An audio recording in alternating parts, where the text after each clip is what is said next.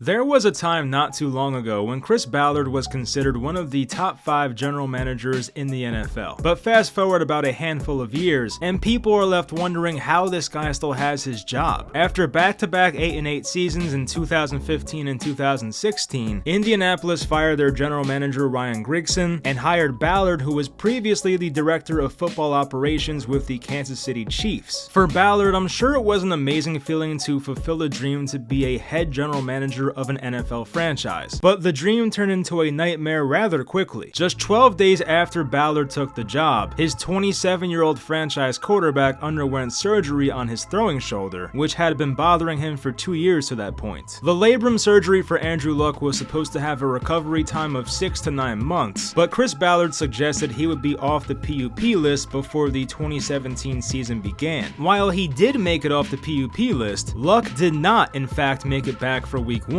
and the Colts lost Ballard's first game 46-9 in LA with Scott Tolzien as their quarterback. Not only was Luck not practicing, but the team traded for another quarterback in Jacoby Brissett, who would end up starting majority of the 2017 season for the Colts. This entire season ended up being a headache. Throughout all of October, the Colts were hyping up the return of Luck, who had been practicing with the team. By mid-October, we were told there was a setback. Then in late October, we were told he was seeing multiple shoulder specialist to find out why his surgically repaired shoulder was still acting up. On November 2nd, he was shut down for the rest of the year, meaning that Andrew Luck would not play a single down of football in 2017. Ballard reiterated this was not career-threatening, which had been speculated, but the main concern was putting him on the field before he was ready to play. Ballard's first season in Indy ended with a 4-12 record, and more questions than answers about the most important position on the field. This brings us to the 2018 offseason, where Ballard ended up gaining the reputation as one of the best general managers in the business. The team moved off of head coach Chuck Pagano after 6 seasons and hired Eagles offensive coordinator Frank Reich as their next head coach. Reich may not have been their first choice, but in hindsight, it's not like missing out on Josh McDaniels was a bad thing. Ballard and the Colts ended up with the 3rd overall pick in the 2018 draft, a draft loaded with quarterback talent. They wisely traded back to the 6th overall pick, gaining extra draft capital, and the Jets were able to select Sam Darnold with the pick that was once held by the Colts. With their newly acquired 6th overall pick, the Colts took guard Quentin Nelson out of Notre Dame, a highly coveted player who many predicted would have a Hall of Fame career, and looking back 7 years later, they were probably right. They also left that draft with Darius Leonard, Braden Smith, Tyquan Lewis, Naheem Hines, and Zaire Franklin. On the Andrew Luck front, it was announced in late July he could practice in full, which was a huge development. On August 9th, Luck saw preseason action, his first time playing in a game in almost 600 days. Exactly 1 month later, on September 9th, he'd play in his first regular season game in over 20 months, injecting hope into a team that was a prime candidate to have a bounce-back year. However, it didn't start as planned, with the Colts finding themselves at 1-5 6 games into the season. When you start a season 1-5 in the NFL, it's basically all but over. This was also during a time when there was still just 16 games and only 2 wildcard spots in each conference, as compared to 3 like we have today. In fact, only 2 teams since 1970 started 1-5 or worse and still made the playoffs. Over their next 10 games, the Colts only lost 1 time. That one loss coming to Cody Kessler and the 5-win Jaguars, because of course it was a bad Jaguars team getting in their way. That's a foreshadow for later. The historic turnaround resulted in the first Colts playoff appearance in 4 seasons and the first in the Chris Ballard era. They won the wildcard round at Houston, but couldn't compete with Kansas City's high-powered offense in the divisional round, putting an end to their 2018 season. Despite a disappointing playoff loss, the vibes around the Colts organization at this point were euphoric. Andrew Luck played in every game, won comeback player of the year, and 2 rookies from their 2018 draft class already looked like superstars. That being Darius Leonard, who won defensive rookie of the year, and guard Quentin Nelson, who placed 3rd in offensive rookie of the year. And to top it all off, Chris Ballard deservingly won executive of the year in 2018. The 2019 offseason saw the Colts bring in veteran Justin Houston, but nothing else too notable in free agency. In the draft, Ballard traded down in the first round for the 2nd consecutive year, giving the team 4 picks in the top 100. That turned into cornerback Rock Ya-Sin, edge rusher Ben Banogu, wide receiver Paris Campbell, and linebacker Bobby Okereke. None of these 4 earned a 2nd remaining contract with the Colts, and the most successful to this point has been Okereke. He may not have reached the Hall of Fame expectations that Pat McAfee put on him during draft day. Select future Hall of Famer,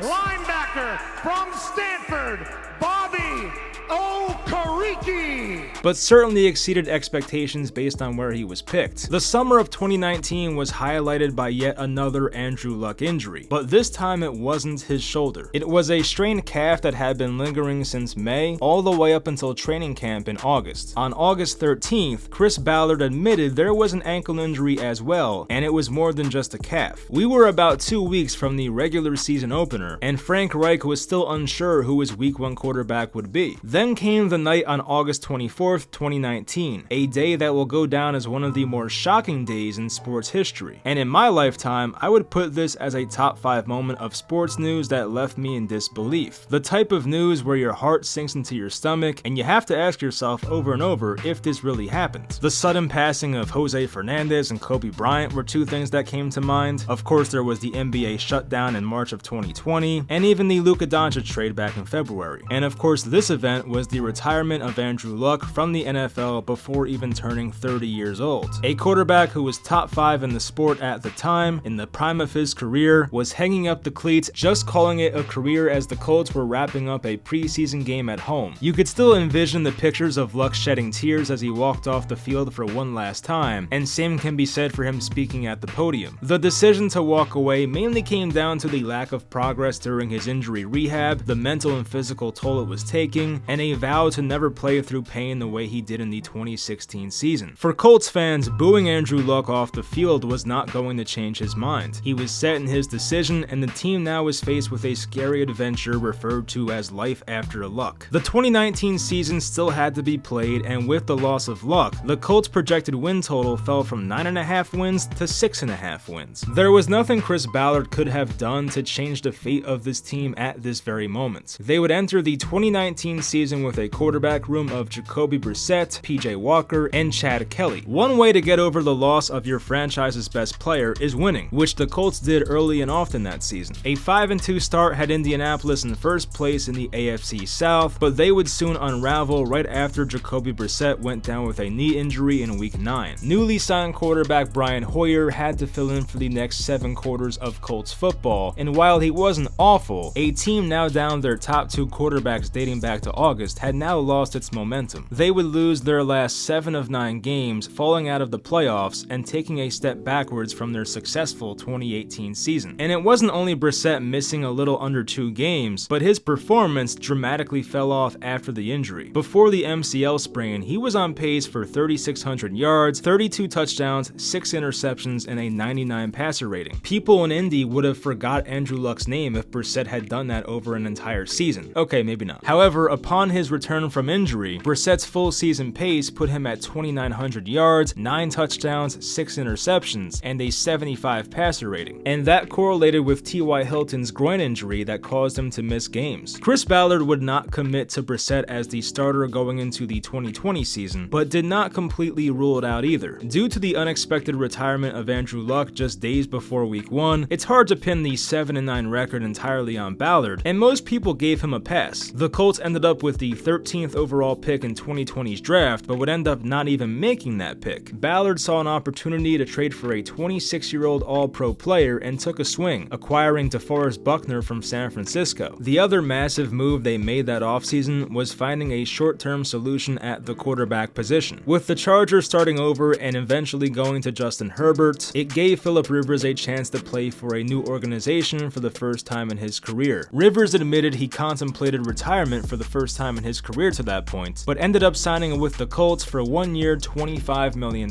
Rivers, who was still playing at a relatively high level, was viewed as an upgrade from Brissett and worth taking a chance on from Ballard's perspective. It was also a reunion for Rivers and head coach Frank Reich, who worked together for 3 seasons back in San Diego. Ballard did a nice job in the 2020 draft considering the Colts did not own a first-round pick due to the Buckner trade. They still came away with Michael Pittman, Jonathan Taylor, and Julian Blackmon with their first 3 picks. As for the other 6 draft picks they made after that, there was really nothing too notable. Given their easy schedule and new acquisitions on both sides of the ball, the expectations for the Colts were high heading into the 2020 season. They were able to rebound after a disappointing 2019. Phillip Rivers played well and the team finished with an 11-5 record and secured their first playoff berth since 2018. They had a tall task in the playoffs, having to travel into Buffalo to face a 13-3 Bills team and Josh Allen, who was in the midst of a breakout season. It came down to one final play, with Rivers having to chuck up a Hail Mary that fell short of the end zone, and Buffalo went on to win their first playoff game in 25 years. The season was still considered a major step forward, as it showcased the organization's strong foundation and a return to contending status under general manager Chris Ballard and head coach Frank Reich. Shortly after that playoff loss, Phillip Rivers announced his retirement from the NFL, putting Ballard in yet another difficult decision to find his next quarterback. That brings us to the Carson Wentz trade. In February of 2021, the Eagles traded Wentz to Indianapolis for a 3rd-round pick and another pick that would eventually turn into a 1st-round pick. Wentz may have just led the NFL in interceptions during 2020, but just 3 years prior, he was on his way to winning league MVP before a late-season ACL tear. With Jalen Hurts showing he could play in this league, it made sense for the Eagles to move on. For the rest of the 2021 offseason, Ballard had to find a replacement at left tackle, with Anthony Costanzo retiring at the age of 33. They brought in former #1 overall pick Eric Fisher, who played in his first 8 seasons as a Chief and coming off the best season of his career. There were no other big splashes in free agency, and after all, the Colts roster was viewed as one of the best in football by this point anyway. In the draft, they selected Kwity Paye in round 1, Dayo Adenabo in round 2, and even hit on a late pick with Will Fries in round 7. Despite what was viewed as a quarterback downgrade, the Colts were still projected to win 9 games and favored to make the playoffs. Well, they did get to 9 wins with 1 game remaining in the season. It was a season that actually went pretty well up until that point. Carson Wentz had 26 touchdowns to just 6 interceptions. Jonathan Taylor in year 2 was leading the NFL in rushing. Michael Pittman just had his first 1,000-yard season, and Darius Leonard was still one of the best defensive players in all of football. All the Colts had to do was win the final week in Jacksonville against a 2-14 Jaguars team. As 14-point favorites, the Colts were all but expected to clinch their 3rd playoff spot in 4 years, but their fate came down to this final game. Unfortunately, we all remember how this game went, and it did not end up going the way the Colts needed it to go. The team was stunned. At his offseason presser, Ballard seemed non-committal when it came to Carson Wentz's future as the Colts quarterback. His stats may have looked fine, but losing a must-win game, combined with the reports about his lack of leadership and being difficult to coach, left Ballard saying, "We'll look at everything" regarding the future at quarterback. Not long after, we got our answer. After 1 season as a Colt, Carson Wentz was dealt to Washington in exchange for a couple of 3rd-round picks. Just 12 days later, the Colts traded for 37-year-old Matt Ryan. Ballard and the Colts gave up just a 3rd-round pick to take on Ryan, who saw a decline in production the prior season in 2021. Context included, though, the Falcons had just traded Julio Jones the season prior, and Calvin Ridley played just 5 games. Sadly for Ballard, the team did not own a 1st-round pick in the 2022 draft due to Carson Wentz hitting the playing time threshold the previous season. They did, however, make 4 picks in the top 100. That amounted to wide receiver Alec Pierce, tight end Jelani Woods, left tackle Bernard Ryman, and safety Nick Cross. The Ryman pick worked out great to this point, while Pierce and Cross have shown potential. Jelani Woods recently got released, so we'll consider that a 3rd-round whiff. Before the 2022 season, expectations were pretty high for the Colts. The team was still considered to have a strong roster, and many believe that the acquisition of Matt Ryan was still an upgrade over Carson Wentz. Week 1 was an exciting matchup that went to overtime, but Indianapolis was in prime position to win, with Rodrigo Blankenship needing to make a 42-yard field goal to start the season 1-0. The good news was the Colts avoided their 8th straight Week 1 loss as an organization. The bad news was it did not result in a win either, with the opener ending in a tie. This was only the 3rd Week 1 tie in the NFL since 1972. Week 2 went much worse as they got shut out by the Jaguars, as Matt Ryan was sacked 5 times and had 3 interceptions. But just when you thought the wheels were about to fall off, they pulled off a huge unexpected win in their home opener against the Chiefs. They were able to right the ship and get back to 3-2-1, but after dropping a Week 7 game at Tennessee, the Colts pretty shockingly benched Matt Ryan. It was a decision that they were reportedly mulling over for weeks now, and the team team had concerns about Matt Ryan's inconsistent play sinking the entire season, but surely they had a reliable backup quarterback they can turn to see more consistency, right? How about 2021's 6th-round pick Sam Ehlinger, who had never thrown a pass in the NFL to that point? Seems like a well-thought-out plan. According to an Athletic report by Zach Kiefer, owner Jim Irsay had a large influence on that decision. There was also the fact that Frank Reich's seat was getting warm in his 5th season as the Colts head coach. But considering Reich made a statement, "Matt's our quarterback," a day before Matt Ryan was benched, it leaves you to believe that that decision was made from above. For Frank Reich, he only got to witness Sam Ehlinger start for 2 games, because after their 26-3 Week 9 loss at New England, Reich was fired after 4.5 seasons with the team. They were still 3-5-1 on the season, so a turnaround wasn't impossible, but all bets were off when the Colts inexplicably hired a guy who had never coached above a high school level to be their next head coach. The shocking hire was Jeff Saturday, a Colts legend as a player, but not exactly the most prestigious background in coaching. It was a move that was mocked for weeks on end. Whether it was other coaches, former coaches, media, fans, it didn't matter. Everybody was very confused. Saturday was actually the first NFL coach since 1961 with no collegiate or professional coaching experience. Crazy though, the Colts actually won Jeff Saturday's first game on the sidelines, as Matt Ryan was inserted back as the team's quarterback 1. But just when you thought the team may turn things around and go on a magical run, they went from 4-5-1 to 4-12-1, 7 straight losses to end the year. And one of those losses was actually the largest blown lead in NFL history, where the Colts found themselves up 33-0 at halftime, but still ended up losing the game. At this point in time, it would have been justifiable to move on from Chris Ballard to find the next general manager and find a new vision. However, Jim Irsay stayed loyal to his guy and allowed Ballard to find the next head coach of the organization. To his credit, Ballard took accountability for the horrific season, but he also noted that the revolving door at quarterback has made things difficult. On the bright side, the 4-win season did land the Colts the 4th overall pick in the 2023 draft. It gave them their first real opportunity to draft a highly touted quarterback instead of getting another veteran or a guy in his late 30s. At this point, it was reaching the definition of insanity. The first order of business, however, was to find the next head coach. Ballard and the organization wanted to cast a wide net, interviewing 13 candidates for that job. There were some notable names in there, including DeMeco Ryans, Ben Johnson, Dan Quinn, Raheem Morris, Aaron Glenn, and even Jeff Saturday, probably out of courtesy. The Colts went right back to the well and hired another former Eagles offensive coordinator, this time Shane Steichen. Steichen had just come off of a Super Bowl appearance with the Eagles in 2022, where his offense ranked 3rd in the NFL, averaging 28 points per game. After the turmoil of 2022, Steichen's hiring was a breath of fresh air, giving the Colts a perfect mentor for finally developing a long-term answer at quarterback. They released Matt Ryan in March after just 1 season with the team, leaving Sam Ehlinger and Nick Foles as the only quarterbacks on the roster. Holding the 4th overall pick in the 2023 draft, Indianapolis was widely projected to secure their quarterback of the future. As for free agency, they didn't add a whole lot, outside of Samson Ebukam, who ended up having 9.5 sacks, and Gardner Minshew, who ended up playing a big role as well. However, they did lose Stephon Gilmore, Rodney McLeod, and Bobby Okereke, so a fair amount of talent was still walking out the door. But in reality, everyone in the organization knew it was going to be a rebuilding year. It was a first-year head coach, most likely a new quarterback at 4th overall, and they just came off of a 4-win season. The 2 names that were linked to the Colts at number 4 overall were Anthony Richardson and Will Levis, 2 quarterback prospects who had all the size and physical talent you could ask for, but definitely viewed as projects and would need time to grow in the NFL. On draft night, Indianapolis selected quarterback Anthony Richardson out of Florida. At the time of the draft, he was only 20 years old, super raw, and only made 13 starts in his college career. But being 6'4", 244 pounds, a guy that can move with a massive arm, had him drawing comparisons to Cam Newton and Josh Allen. Now, whether everyone was on board with the selection of Richardson, we'll never know. It has been speculated that Jim Irsay issued a mandate to find a long-term answer at quarterback, which would compel Chris Ballard to select the top available quarterback on his board. But even if Ballard did not think Richardson was worth a top 5 pick in the draft, it was too bad because Jim Irsay said, "Go find me a quarterback for the future." Based on the quotes from the Colts decision makers, they all assumed it would take time and plenty of reps for Richardson to reach his max potential. On August 15th, 2023, Steichen named Richardson as the Week 1 starter, a decision decision that aligned with their belief that he needed immediate playing time. For Richardson, his rookie season would only end up lasting 4 games. In week 2, he left in the first half with a concussion, and in week 5, he suffered a season-ending shoulder injury. Both injuries occurred while he was scrambling as a runner, which of course was a concern given his reckless style of play. On the bright side, even in the limited playing time, you could see the endless upside of Richardson's game. Though he flashed immense potential with his deep throws, tight window passes, and bulldozing running style, he still had to prove he can consistently put it all together. From week 5 on, it was the Gardner Minshew show, a 27-year-old 6th-round quarterback who the Colts signed to a 1-year deal during that offseason. At midseason, the Colts found themselves at 3-5, and it looked as if this season was going to go for nothing. I mean, after all, the purpose of the 2023 Colts season was to develop Richardson, and without that, there was really nothing for the fans and the organization to look forward to. But despite the 3-5 start, they turned their season around and found themselves sitting at 9-7 going into the final week of the season at Houston. For both Houston and Indianapolis, this was a winner-go-home matchup. With a shot at their first playoff appearance in 3 years, the Colts found themselves down 4 with the ball in their hands to go down and win the game. Facing a 4th and 1 and the season on the line, the Colts for some odd reason pulled Jonathan Taylor off the field in favor of undrafted free agent rookie Tyler Goodson. The questionable decision proved to be a costly one, as Goodson's drop pass on a swing pass from Gardner Minshew eliminated the Colts from playoff contention. The Colts probably had no shot at a Super Bowl that season, but simply just making the playoffs would have been a significant win for both organizational momentum and public perception. I've yet to mention it, but Darius Leonard, who is now going by Shaquille Leonard, who had been the face of the Colts defense since he came into the league in 2018, was released mid-season. From 2018 to 2021, you can make the argument that Leonard was a top 5 defensive player in the entire league, but after dealing with back injuries and other factors, which I specifically go over in this video I made about him last year, Leonard was a shell of his former self and the Colts had no choice but to move on. The 2024 offseason came around and there was still optimism for the direction of the organization, but it all hinged on the development of Anthony Richardson. With Gardner Minshew being a bit out of their price range, the Colts brought in Joe Flacco to back up Richardson for a 1-year deal. They gave out some in-house extensions and made early draft picks like Laiatu Latu, Adonai Mitchell, and Matt Gonzalez. The team had middling expectations for the 2024 season with an 8.5 win total, but with a second-year breakout from Richardson, they could easily surpass that total. In week 1, the Colts were given a shot at revenge against the team that ended their 2023 season, but just like the last time, it ended with a crushing loss. On the bright side, Richardson looked really good and completed a pass to Alec Pierce that only a handful of people on the planet could probably make. But from that point on, the Colts' handling of their second-year quarterback was pretty baffling. Things started to get weird in week 4 versus the Steelers when Richardson left the game briefly with a hip injury. He came back in after a few plays, and rather than playing it safe at the goal line, they ran Richardson again, who re-injured the same hip and was forced to leave the game for good. The injury would force him to miss 2 games, and Joe Flacco played well in his absence, throwing for 7 touchdowns to 1 interception in about 11 quarters of football. Richardson would make it back for week 7 versus Miami and still seemed to have full support from his coach Shane Steichen. Richardson didn't really play well at all, but it was enough to beat the Dolphins, who couldn't really do anything offensively with their backup quarterbacks. But a week later in week 8 at Houston is when the next weird Anthony Richardson event took place. After Richardson ran around and took a sack, he was visibly in pain or exhausted, maybe a bit of both, and then proceeded to tap his helmet and took himself out of the game, and Joe Flacco came in for 1 play. Rather than claiming he was injured or even cramping, Richardson was probably too honest and admitted he took himself out the game because he was quote-unquote tired. Man, tired, I ain't gonna lie. That was a lot of running right there that I did, and I don't think I was gonna be able to go that next play, so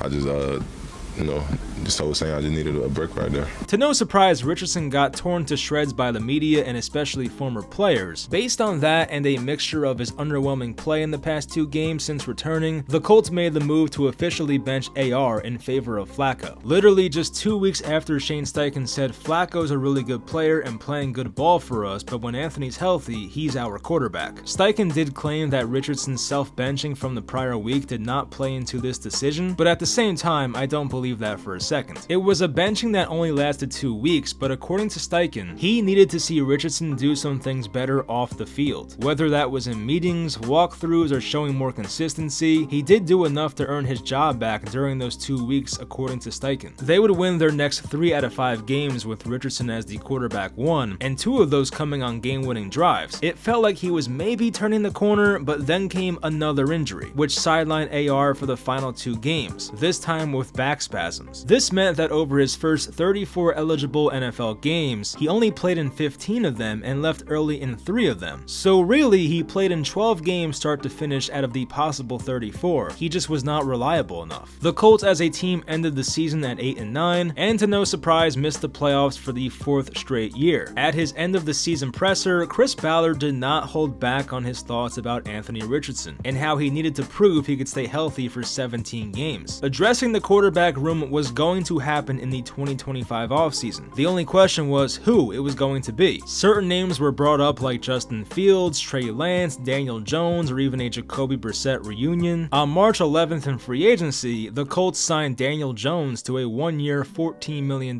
deal. Ballard and the Colts would not name a starter right away, of course, but he kept bringing up how competition brings out the best in players. The Colts saw a lot of changes during the 2025 offseason. Most importantly, their owner Jim Irsay passed away on May 21st. After serving as the primary owner since 1997, Irsay's position has now been passed down to his 3 daughters. His oldest, Carly Irsay Gordon, has made headlines in recent weeks for her involvement on the sidelines and other day-to-day operations. While some may call it micromanaging, the reactions from Colts players have so far been positive. But then again, what else can they say? This is their boss after all, so we'll find out soon enough if this ownership style actually works. For the roster, there was a lot of turnover as well. They lost center Ryan Kelly, guard Will Fries, quarterback Joe Flacco, linebacker EJ Speed, safety Julian Blackmon, and defensive end Deo Odenigbo. Over $70 million in guarantees were spent during the 2025 offseason, and most of that going towards Charvarius Ward, Cameron Bynum, and Daniel Jones. On top of those expensive defensive signings, the Colts overhauled their coaching on the defensive side of the ball after the Gus Bradley debacle in 2024. Going into training camp, most people assumed it was Anthony Richardson's job to lose. I mean, he was the 4th overall pick after all. He got off to a bad start though, as it was reported he would miss minicamp in June due to shoulder soreness. It was revealed that he aggravated his AC joint injury, which kept him out for most of the 2023 season as a rookie. Richardson missing a few weeks was not a death knell, but it did have 2 major things going against him. It was another signal to Ballard and Steichen that he could not remain healthy for a full season, and it gave more time for the newly signed Daniel Jones to take more reps and solidify himself as the quarterback 1. By the time training camp opened, Richardson was able to practice, but it wouldn't take long before his next injury scare. On August 9th in the Colts preseason opener, Richardson was named the starter but couldn't last more than 2 drives before leaving with an injury. David Ojabo came off the left side completely unblocked and Richardson never saw it. At first it seemed like something more serious like a collarbone injury possibly, but we later found out it was just a dislocated pinky and he would be fine. It still didn't stop the media and fans from criticizing Richardson's lack of football IQ, since Ojabo came completely unblocked from his strong side. We'll never know the full details. Maybe the tight end was supposed to chip, maybe the back was supposed to stay in and block, but nonetheless it did not help his case. Based on their preseason play through 2 games, neither Richardson nor Jones ran away with the job. But on August 19th, Indianapolis made their decision and named Daniel Jones the Week 1 starter. While the decision may have come to a surprise to the public, according to those inside of the Colts building, it was not much of a surprise at all. The hot takes were flowing right away, and most of the heat was on Ballard for ultimately admitting his 4th overall pick was a bust, and Richardson who never developed the way he was supposed to. So yeah, this was not perceived too well by people. It said a lot about their lack of faith in Richardson, who was benched in favor of a guy in Jones, who had just 2 respectable seasons out of 6 with the New York Giants. Despite the decision being made, Chris Ballard would still not admit that the Richardson pick was a miss, and based on their refusal to trade him, there could be some truth to that. But in what may be the most confusing decision of all, the Colts elected to bench Richardson for their final preseason game. A guy who started 13 games in college, 15 games in 2 seasons in the NFL, and here they were willingly sitting him when he could be getting valuable game reps. When asked why they made this puzzling decision, Shane Steichen said AR was just 1 play away from being needed in actual games, so he didn't want to risk it. it. While it's a fair point, the development of your number 4 overall pick from 2 years prior should trump the possibility of him getting injured. That's just my opinion. When the Colts selected Richardson, everybody knew it was going to take time and reps to reach his max potential. But here was an example of the Colts willingly taking that away. Since Chris Ballard took over as the general manager in 2017, the Colts have had 8 different starting quarterbacks to open week 1. The only player to make it multiple times on that list is Richardson, who they didn't think gave them the best chance to win in 2025. While he's been able to build some respectable and sometimes great rosters with the exception of the quarterback position, it does beg the question of how he still has his job. In the Ballard era entering 2025, the Colts had a 62-69-1 record under his watch, have never won the AFC South, have made the playoffs just twice, and have one playoff win which was 6 years ago. You do feel bad because there's no way he could have predicted Andrew Luck's abrupt retirement, but that was also 6 years ago. That's more than enough time to right the ship and have your team moving in the right direction. As for 2025, it was an anticlimactic season. It started off great with the Colts putting an end to their 11-game Week 1 losing streak in convincing fashion as they stomped the Dolphins by 25 points. Week 2 was a nail-biter that looked like the Colts had lost after Spencer Schrader missed a 60-yard field goal wide right. However, due to a leverage penalty on Denver, the ball was moved up 15 yards, and the Colts escaped with a 1-point victory. They rode that momentum all the way to a 7-1 start. Through the first 8 weeks of 2025, this is where the Colts offense ranked. Number 1 in yards per game, number 6 in passing offense, number 6 in rushing offense, number 1 in total touchdowns, number 1 in success rate, number 1 in EPA per play. Everything was going great. Jonathan Taylor was on pace for over 2,000 rushing yards. Daniel Jones had looked like the answer at quarterback for the foreseeable future. Tyler Warren was having a breakout rookie season, and Lou Anarumo had the defense ranked 6th in points allowed. And on top of that, Indianapolis made a trade to go all in not just to make the playoffs, but to win the Super Bowl. In a shocking move, the Jets traded cornerback Sauce Gardner to the Colts in exchange for 2 first-round picks and failed Ballard draft pick Adonai Mitchell. The Sauce trade vaulted the Colts to the 5th best odds to win Super Bowl 60. They pushed in all of their chips. Once the calendar hit November though, this exciting team that had promised completely crumbled. They were able to escape Berlin with an overtime victory thanks to 244 rushing yards from Jonathan Taylor, but aside from that, the Colts have lost 8 of their final 9 games. On November 27th, they were sitting at a comfortable 8-3, but reports came out that Daniel Jones was playing through a stress fracture in his fibula. He was going to attempt to keep playing through it, but he would see a dip in his numbers over the next couple of games while doing so. After back-to-back very tough losses and dropping to 8-4, Indianapolis had a crucial game with the division rival Jaguars, who were also 8-4. Jones had an ugly interception early and was trailing the Jags by 7 late in the first quarter. On 3rd and 8, Jones dropped back to pass but fell to the ground without any contact after releasing the ball. He immediately grabbed the back of his right calf, and this was something we are far too familiar with in the year 2026, unfortunately. Jones had torn his Achilles and his season was over. A crushing blow, of course, but at least Anthony Richardson was waiting for an opportunity and could help carry this fading team into the playoffs, except he wasn't available either. Turns out Richardson, during pregame stretches back in week 6, fractured his orbital bone around his eye. It occurred while using a resistance band for stretching, and apparently the pole that the band was on snapped and hit Richardson in the face. A scary situation that caused him temporary vision impairment and forced him to miss the rest of the season. So the immediate backup was Riley Leonard, a 6th-round pick from this past year who didn't look like anything promising in the relief of Jones. So now the Colts, who came into this year with 2 startable quarterbacks, were pretty much down to nobody. And when desperate times call for desperate measures, anything is on the table. Remember, this is the same organization that hired a head coach who had never coached past the high school level. So then the unthinkable happened. Philip Rivers comes out of retirement after not playing since January of 2021. 44 years old, grandfather, beer belly and all. We've seen things like this before, but it's been a long time since a high-profile quarterback came out of retirement after a half-decade layoff. Nobody knew what to expect, especially having to play against a tough Seahawks defense on the road, but Rivers did look alright. The Colts were really in a position to win that game had Jason Myers not made a 56-yard field goal. Sadly, the losing streak continued to 4 games, and it wasn't going to get any easier with their upcoming schedule. Even if Jones had been healthy for their final stretch of games, it was going to be very difficult regardless. Now you thrust a 44-year-old immobile quarterback back there, and the results were not anything better. To add insult to injury, Sauce Gardner hurt his calf in his 3rd game since the trade, and went on to miss 3 crucial games late in the season. The Colts, despite being eliminated, brought back Sauce Gardner for week 17, where he then re-injured the same calf yet again and was officially shut down. After week 8, the Colts had a 95% chance of making the playoffs. They were 7-1 and looked arguably like the best team in all of football. Nobody could have foreseen what was going to follow the next 2 months, and this was the first time since 1995, so yes, over 30 years, since a team started 8-2 or better and went on to miss the playoffs entirely. This also coincided with other teams in their division, specifically the Jaguars and Texans, both rattling off very long win streaks and leaving the Colts in the dust and out of playoff contention. The resume for Chris Ballard after 9 seasons is still pretty underwhelming. Missed the playoffs in 7 of 9 seasons, never won their division, still 1 playoff win, and no clue who the quarterback's going to be next year. And as we sit here today, are the Colts anything more than just an average team at best? Does a world exist where you can make it to the AFC Championship game with Daniel Jones as your quarterback? I'd like to think Ballard is a smart guy, but he may rely on athleticism a bit too much in his process, which is something I went over a couple of years ago. But the reality is, Ballard has been afforded way more time than other people in his position. Normally, if you don't find your quarterback within the first 3 to 5 years, you are done for. Their project quarterback in 3 years has only played in 15 games, but to Richardson's credit, he is 8-7 in those starts. Do you trade him, or do you let a top 4 pick just rot on the bench and admit that you messed up? Is Daniel Jones the answer? Can you really go into 2026 relying on a guy who in the past 3 years has torn his Achilles, ACL, and suffered a 2nd serious neck injury? There are plenty of fed up Colts fans, especially after they were all but eliminated from the playoffs after week 15. After 9 seasons now, Ballard is 5 games below 500 at 70, 75, and 1. And as I said, plenty of Colts fans are ready to move on. But Carly Irsay Gordon was not ready to move on, and that's all that matters. Her quotes will lead you to believe that she is not afraid of making changes, but it turns out both Chris Ballard and Shane Steichen are back for 2026. To reiterate, this is not entirely Chris Ballard's fault. There was some bad luck involved, and majority of that was the abrupt Andrew Luck retirement that seemed to have this organization scrambling ever since. They tried the veteran route multiple times. They tried to trade for the reclamation project in the middle of his prime. They tried the top 5 pick quarterback. There has been no stability in what I believe is the most important position in all of sports, but Ballard has certainly made enough mistakes on his own in the past 6 years to justify being fired. I hope you guys enjoyed this deep dive. Let me know in the comments, do you believe Chris Ballard deserved to be back for 2026? I hope you all enjoyed, and I'll talk to you guys next time.